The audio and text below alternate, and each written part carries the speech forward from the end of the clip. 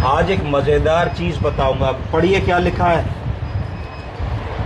CURB 65 CURB 65 कैसे 1 minute से कम में ओपीडी के मरीज में पता लगाएं कि उसको निमोनिया है कि नहीं है, और अगर निमोनिया है तो कितना कठिन वाला निमोनिया है, कितना डिफिकल्ट वाला निमोनिया है, कितना बड़ा हुआ निमोनिया, कितना सीरियस हमारा मरीज है।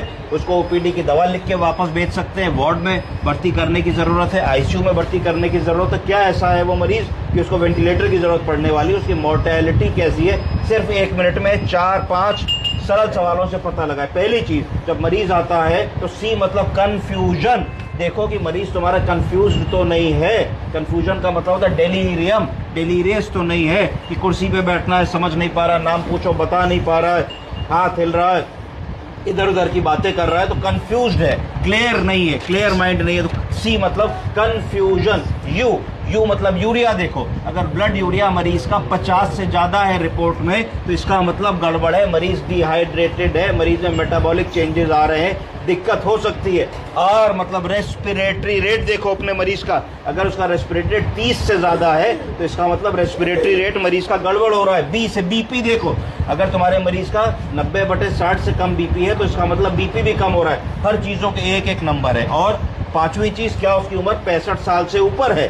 तो ये सब देखने में अगर रिपोर्ट अच्छे से आपने देखी तो 1 से 2 मिनट लगेगा।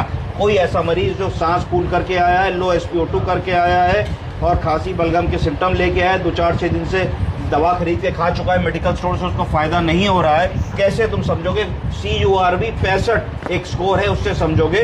सी से क्या देखना है हम लोग को? कन्फ्यूजन है कि नहीं, यूरिया कितना है, रेस्पिरेटरी रेट कितना है, ब्लड प्रेशर कितना है, उम्र 65 साल है कि नहीं, सबके 1 नंबर। अगर मान लो सिर्फ एक चीज़ पॉजिटिव है बाकी सब नेगेटिव, तो 1 नंबर मिलेगा। 1 नंबर का मतलब है ओपीडी पे उसको दवा लिख के भेज सकते हो, कोई दिक्कत नहीं आनी है। अगर मरीज को 2 नंबर मिले, यानी कि कंफ्यूज्ड भी है और उसका यूरिया भी बड़ा है, बाकी चीज़ें ठीक है, या उसका रेस्पिरेटरी रेट ज़्यादा है और बीपी कम है, बाकी चीज़ें ठीक है, तो उस स्थिति में उसको वार्ड में तो भर्ती कर सकते, कोई दिक्कत नहीं। पर अगर 3 चीज़ें हैं, कंफ्यूज्ड भी है, रेस्पिरेटरी रेट भी बड़ा है, यूरिया भी बड़ा है, या ब्लड प्रेशर लो है और 65 साल से ऊपर का है, तो 3 से ज़्यादा नंबर अगर मिल रहे तो उसको ICU की ज़रूरत है, इंटेंसिव केयर की ज़रूरत है, क्लोज मॉनिटरिंग की ज़रूरत है। ऐसा मरीज़ किसी भी समय तुम्हारा डिटेरियोरेट कर सकता है और सीरियस हो सकता है। आप समझे?